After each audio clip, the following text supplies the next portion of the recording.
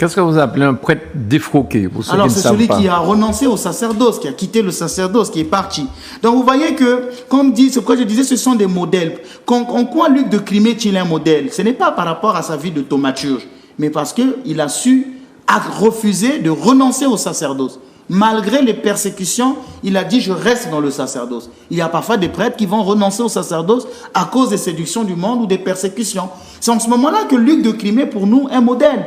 Nectaire de Gilles, on l'a calomnié, on a dit beaucoup de mensonges sur lui. Moi, quand je venais en Martinique, j'ai subi beaucoup de calomnies. Mais qui m'a donné la force de tenir? Eh bien, c'était Saint Nectaire de Gilles. Chaque fois, il venait me visiter, il me tapotait l'épaule en me disant « mais Père Ménas, courage, et moi, j'ai vécu ça ». Donc les saints, ce sont nos modèles. C'est pourquoi Saint Grégoire le théologien, dans Saint Basile le Grand, dans la lettre qu'il a adressée à Saint Grégoire le théologien, il disait ceci.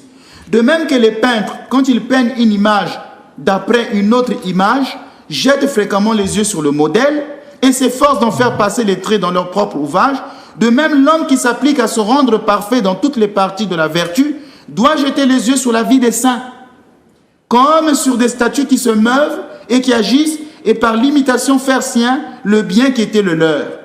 Et c'est pourquoi encore Saint Ignace d'Antioche dit « il n'y a qu'une tristesse, c'est de ne pas être des saints ». Aujourd'hui, les gens n'ont plus des modèles. Quand on regarde la télévision, on nous montre des films pour les jeunes où il n'y a plus de modèles. Les jeunes suivent les modèles du monde.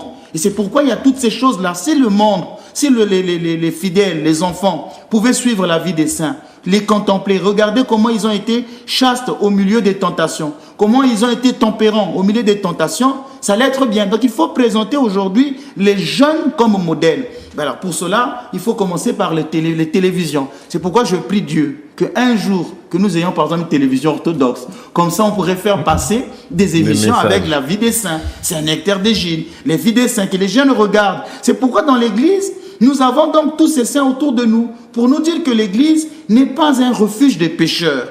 On ne vient pas dans l'église pour se contenter, pour se garder dans nos péchés. Ah, le prêtre me juge. Le prêtre est en train de voir un peu de ma vie. Non, il te montre les saints pour te dire, mais toi aussi deviens comme eux. Toi aussi deviens comme elles. Il te donne le nom d'un saint pour que tu puisses l'imiter. Donc l'église n'est pas un refuge des pécheurs où le prêtre laisse le fidèle se complaire dans ses péchés, mais l'aide à s'en sortir, d'où il lui montre toute cette omniprésence des saints, parce que notre but de la vie chrétienne, c'est quoi le but de la vie chrétienne dans l'église? Eh bien, c'est de devenir des saints. Et c'est pourquoi Saint Ignace d'Antioche le dit, il n'y a qu'une tristesse, c'est de ne pas être des saints.